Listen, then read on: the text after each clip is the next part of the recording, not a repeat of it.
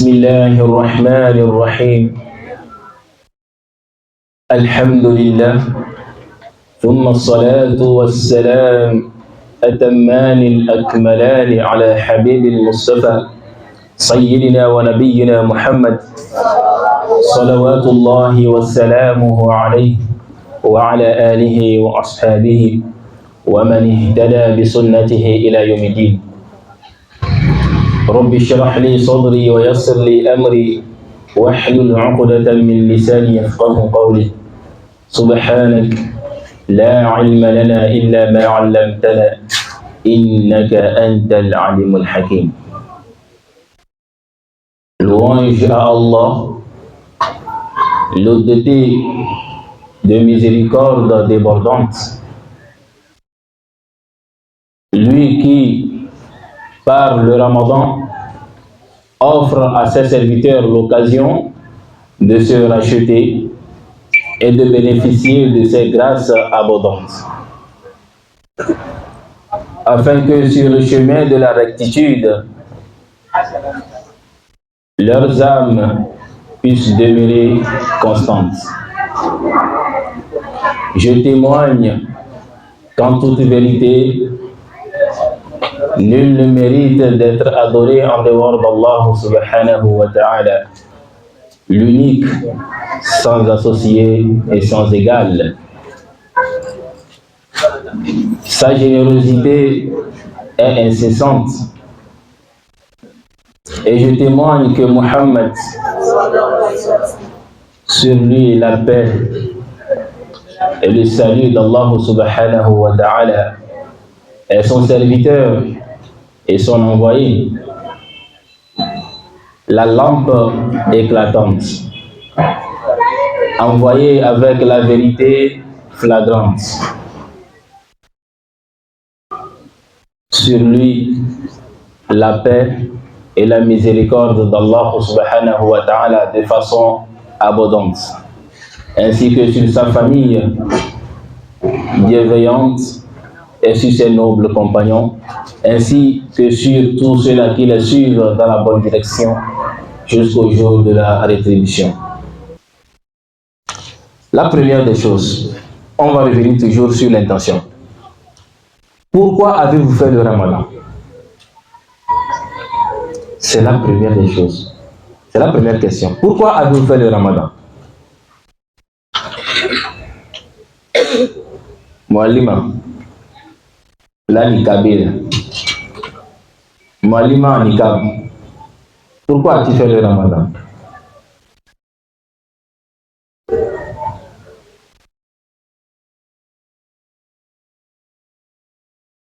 Ou bien parce que les parents vont te forcer à le faire? Pourquoi tu fais le Ramadan? C'est ici? Ah, ok. Oui. Pourquoi tu fais le Ramadan? Rapidement. Je savais. Hein? On n'entend rien. Ou bien c'est le niqab là qui cache la voix. Et le prophète Muhammad sallallahu alayhi wa sallam, il nous dit dans un hadith: Rubba sa'imun, Rubba sa'imun, qu'il y a certains jeûneurs, il y a certains jeûneurs, حظه الصائم الجوع والعطش. Le prophète sallallahu alayhi wa sallam, il nous dit qu'il y a certains jeûneurs, ils ont jeûné, hein? Ils ont fait le Ramadan avec nous propres comme il se doit. Ils ne sont pas cachés pour manger, hein? Ils ont jeûné du matin jusqu'au soir, mais ils n'ont aucune récompense de leur jeûne si ce n'est la faim et la soif. وَرُبَّ قَائِمٌ يَظُهُّ لِلْقَائِمِ السَّهْرُ. qu'il y a aussi certains prieurs. Ils se sont levés, ils ont prié. Ils ont prié Tarawih, ils ont prié Tahajjud et tout. Mais ils n'ont pas de récompense si ce n'est la fatigue. Qu'Allah nous en préserve.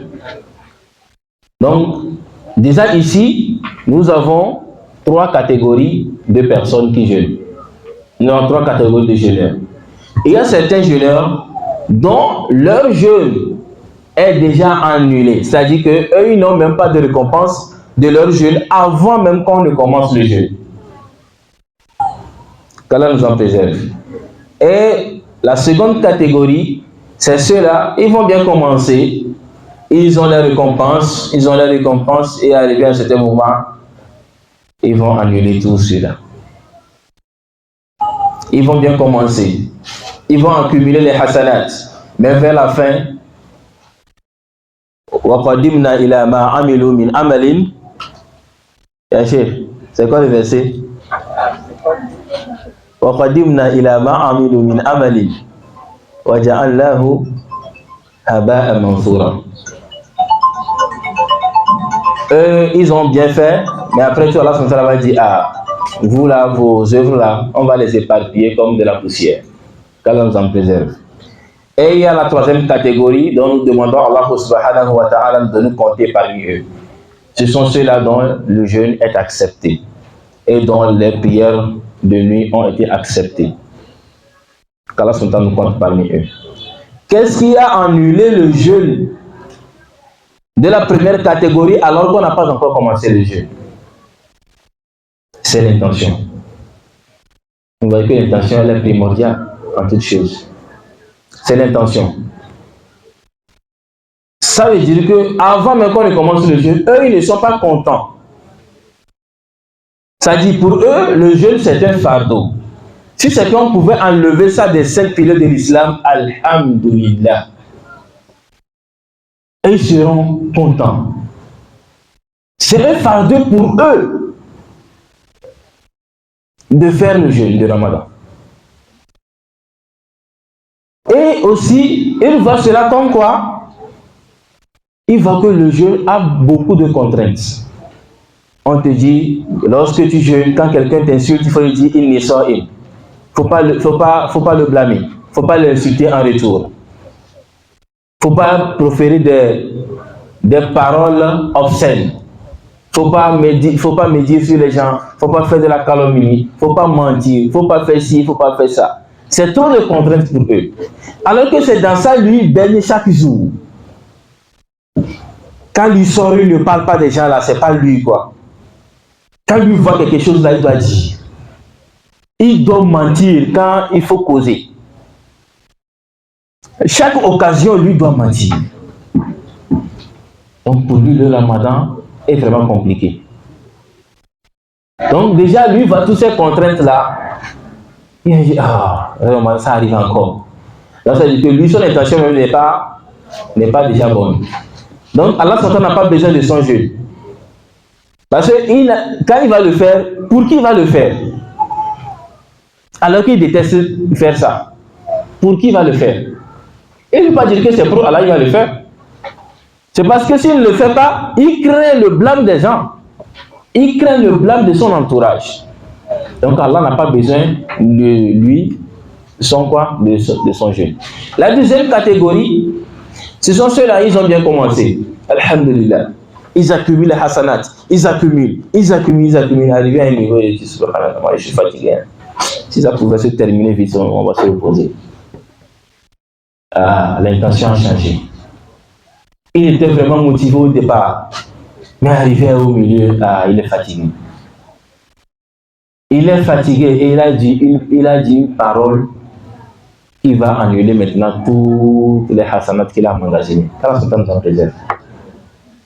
Et maintenant la troisième catégorie, ce sont ceux-là qui sont motivés dès le début et sont restés motivés jusqu'à la fin. Et maintenant que le Ramadan est fini, ils s'efforcent de garder les habitudes qu'ils ont adoptées pendant le Ramadan. Voilà ceux dont le Ramadan est accepté. Quand on nous compte parmi eux. Mais avant d'être sûr que ton ramadan est accepté, alors il faut faire toi-même le bilan. Quelle est ton intention? Mais quelle a été ton intention première avant que le ramadan ne commence?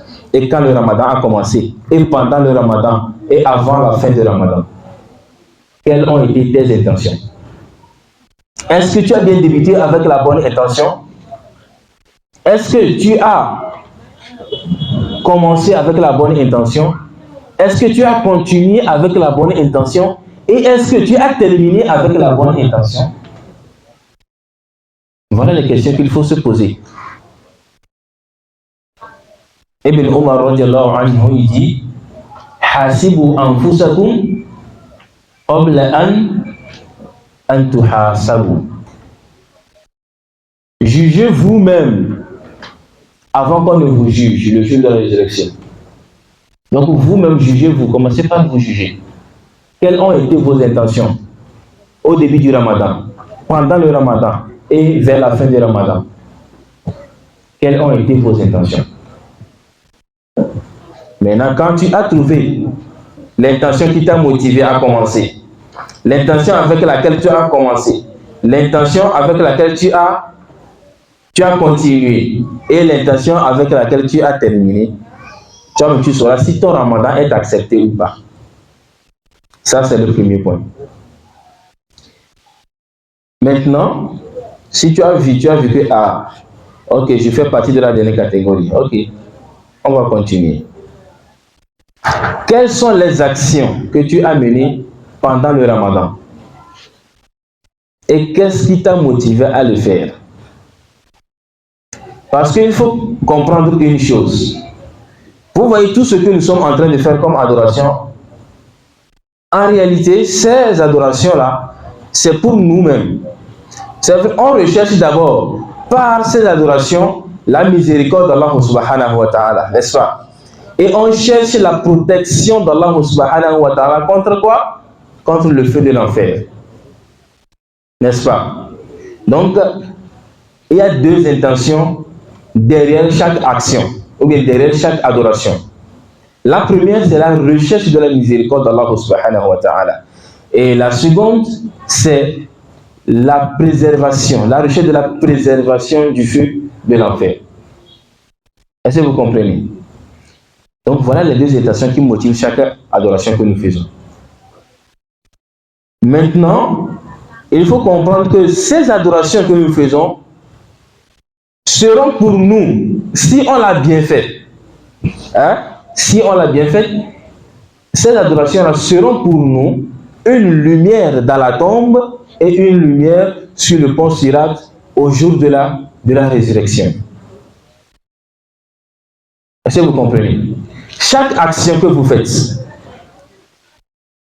bon ça là tu vas faire encore plus la minute que tu m'as déposé. Est-ce que vous comprenez? Chaque adoration que vous faites constitue une lumière que vous-même vous emmagasinez pour votre tombeau. Si tu ne le fais pas, tu obscurcis ta tombe.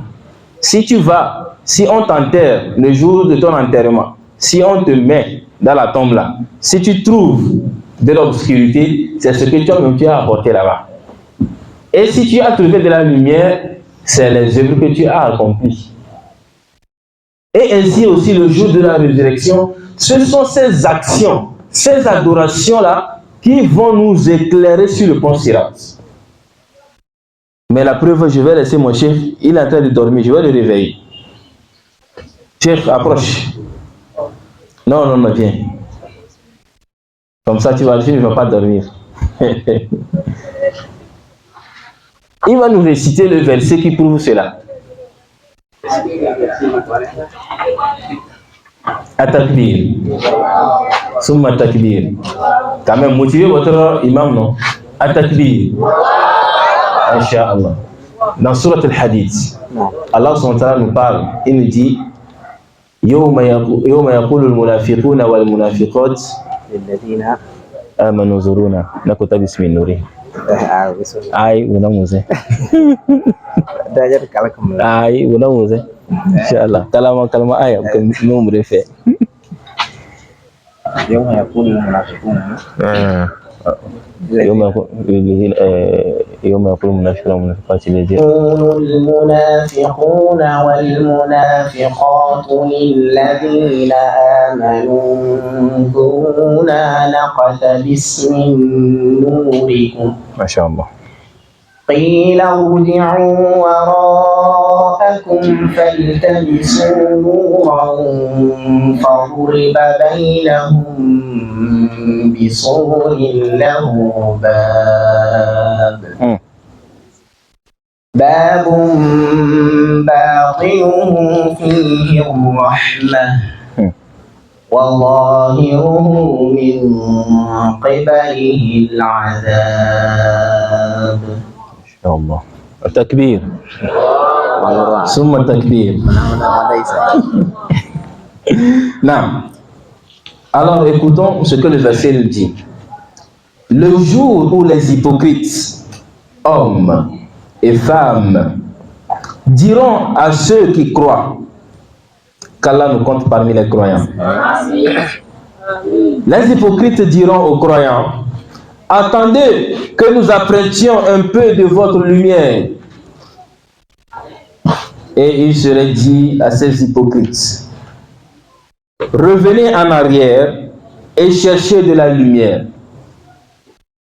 Revenez en arrière et recherchez de la lumière. Vous savez ce qu'on est en train de leur dire? Revenez ici dans le bas monde pour rechercher la lumière. Parce que c'est ici qu'ils ont trouvé ça. C'est pas Yom al-Qiyamah ils ont trouvé ça. C'est ici qu'ils ont travaillé et Allah subhanahu wa ta'ala les a éclairés par leurs œuvres. Donc les croyants vont dire aux hypocrites: revenez en arrière et cherchez de la lumière. C'est alors qu'on élèvera entre eux une muraille, ayant une porte dont l'intérieur contient la miséricorde et dont la face apparente devant elle est le châtiment du feu de l'enfer. Qu'Allah nous en préserve. Donc cela veut dire que les œuvres que nous accomplissons, si nos intentions sont bonnes, nous les avons faites pour Allah subhanahu wa ta'ala. Le jour de la résurrection, lorsque chacun marchera sur le pont Sirat, sa lumière sera en fonction des actes qu'il a accomplis. Si tu as accompli beaucoup d'actes d'adoration, eh bien ta lumière serait grande. Mais si tes actions sont minimes, ainsi ta lumière aussi serait minime. Mais ceux-là qui ont accompli des actions, mais ce n'est pas pour Allah subhanahu wa ta'ala. Ils ont bien accompli, ils ont adoré Allah avec nous. On les a vus dans les mosquées, ils ont jeûné avec nous, ils ont fait tout avec nous. Ils ont récité le Coran, ils ont fait tout. Mais c'est que leur intention n'était pas pour Allah. Est-ce que vous voyez? Leur intention n'était pas pour Allah. Alors, le jour-là, Allah subhanahu wa ta'ala, il leur dira que tout ce que vous avez accompli, tout ce que vous avez accompli comme bonne action, on va disperser cela. Ça va devenir comme quoi? Comme de la poussière éparpillée. Qu'Allah nous en préserve. Allah subhanahu wa ta'ala ne triche personne. On va leur montrer que bon voilà, vous avez accompli. Vous savez, lorsque nous accomplissons les actes d'adoration, les anges, eux, ils écrivent. Hein, parce qu'eux, ils ne voient pas dans nos poitrines. Ils ne voient pas ce que nous cachons dans nos cœurs. Eux, ils ne voient que l'apparence.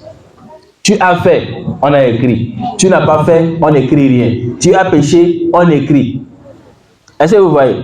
Ce que tu fais dans l'apparence, c'est ce que eux ils écrivent. Mais ce qu'il y a dans les cœurs, c'est Allah seul qui sait. C'est pour cela que le jour de la résurrection, lorsque les anges apporteront les livres de chaque personne, on verra que, ah, regarde lui là, regarde son livre de bonnes actions. Regarde comment c'est gros. Masha'Allah, la lecture du Coran, Qiyamul Layl, As-Sadaqa, il y a tout dedans. Masha'Allah. Et c'est là que Allah va dire, vous ne savez pas ce que, quand il a complété tout ça, vous ne savez pas ce qu'il avait dans son cœur. Moi, j'avais vu. Ce n'est pas pour moi il fait. Il n'a qu'à aller chez les gens pour qui il a fait. Ceux chez qui il recherchait l'admiration, il n'a qu'à aller vers eux. Ceux pour qui il les a accomplis, pour que eux, ils ne les blâment pas parce qu'ils ne l'ont pas fait, ils n'ont qu'à aller chez eux rechercher leur récompense. Ils n'ont rien avec lui aujourd'hui. Donc vous voyez que jusqu'à présent, nous sommes toujours dans la bonne intention des choses. Est-ce que vous voyez? Donc la première des choses, il faut chaque fois purifier son intention. Quand tu veux lire le Coran, purifie ton intention. Quand tu veux prier, purifie ton intention. Quand tu viens au séminaire, purifie ton intention. Chaque chose, il faut purifier son intention. Est-ce que vous comprenez? Donc, on a vu en première partie l'intention qui nous a motivés à faire quoi? À faire le jeûne. Ou bien, chacun a fait ses comptes. Chacun sait dans quelle catégorie il se trouve maintenant. Ou bien, Amina, tu sais dans quelle catégorie tu te trouves? Ou bien, c'est dans la deuxième ou dans la troisième catégorie. Allahu Akbar. Masha'Allah. Allah nous compte parmi la troisième catégorie. Donc maintenant, la deuxième chose, est-ce que ton intention pour laquelle tu t'es levé Qiyamul Layl, tu as fait Tarawih, est-ce que c'est pour Allah que tu l'as fait? Si c'est pour Allah, alors il faut savoir que Allah subhanahu wa ta'ala nous annonce la bonne nouvelle. Man amila saliha. La. Man amila saliha min dhakarin aw untha. هذا آية نعم هذا هو آية كلمة الشيخ سبحانه وتعالى يرجي من عمل صالحا من ذكر أو أنثى وهو مؤمن فلنحيينهم حياة طيبة ولنجزينهم أجرهم بأحسن ما كانوا يعملون. Allah subhanahu wa ta'ala, il nous dit, toute personne qui accomplit une bonne action, parmi les hommes ou parmi les femmes, wa huwa mu'min, et qui est croyant. Ici, de quelle croyance il s'agit? En accomplissant l'action, c'est que tu recherches quoi? L'agrément d'Allah subhanahu wa ta'ala. Tu attends par cela une récompense. C'est pour cela que la parole du prophète Muhammad sallallahu alayhi wa sallam, que les gens ont transformé en invocation. Quand le prophète sallallahu alayhi wa sallam finit de rendre son jeûne, il dit quoi? Zahaba dhama'u wabtallat al-uruq. Masha'Allah. At-takbir pour vous. Donc, le prophète sallallahu alayhi wa sallam, il dit quoi? Il est en train de parler, recherchant quoi? Il se réconforte. Quand il a fini de rendre son jeûne, les veines la sorte s'est étanchée, les veines se sont détachées. Et Inch'Allah, il y a une récompense pour cela auprès d'Allah subhanahu wa ta'ala. C'est que Dieu, il a une espérance, n'est-ce pas? Donc c'est pour cela Allah subhanahu wa ta'ala dit ici que quoi? Wa huwa mu'min. Man amila salihan min dhakarin aw untha wa huwa mu'min. Donc la personne a la foi que ce qu'il fait, Allah subhanahu wa ta'ala lui récompensera.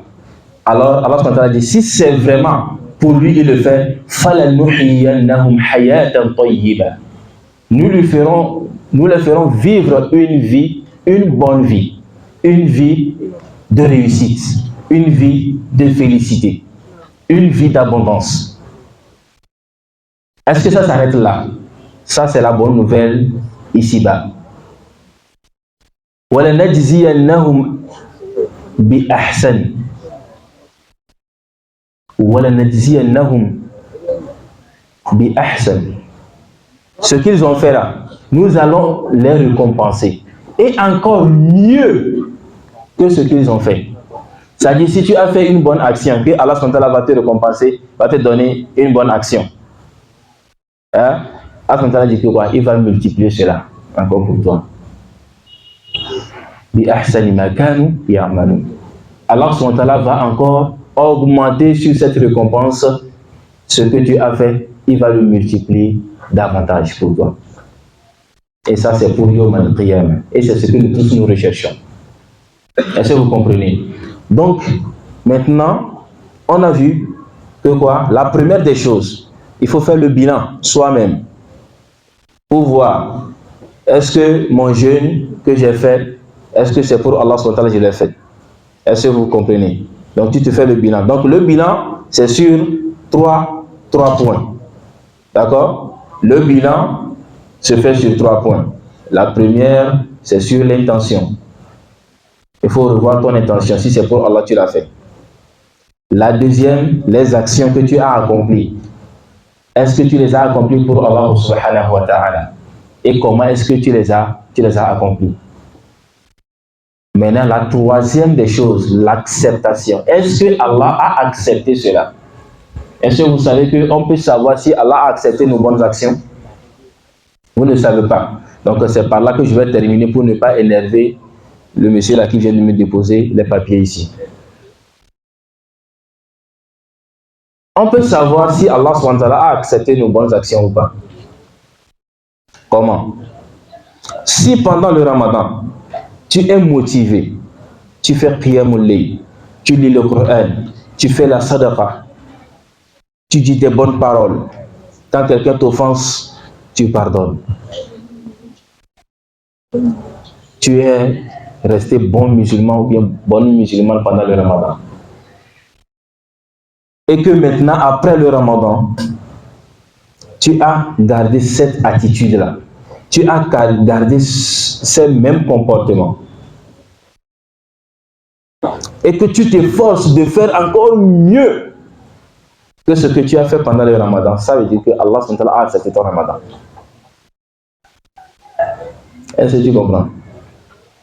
Est-ce que tu comprends? Est-ce que tu comprends? Tu t'appelles comment? Rafatou. Si vous gardez ces mêmes comportements que vous avez eu pendant le Ramadan, ça veut dire que Allah a accepté votre Ramadan. Parce que Allah dit dans le Saint-Coran, Innahum fityatun amanu bi rabbihim wa zidnahum huda. Si vous avez cru en Allah subhanahu wa ta'ala et que vous avez accompli toutes les adorations uniquement que pour lui, vous recherchez quoi? La guidance et sa miséricorde. Celui qui a recherché la guidance auprès d'Allah subhanahu wa ta'ala, Allah subhanahu wa ta'ala dit quoi?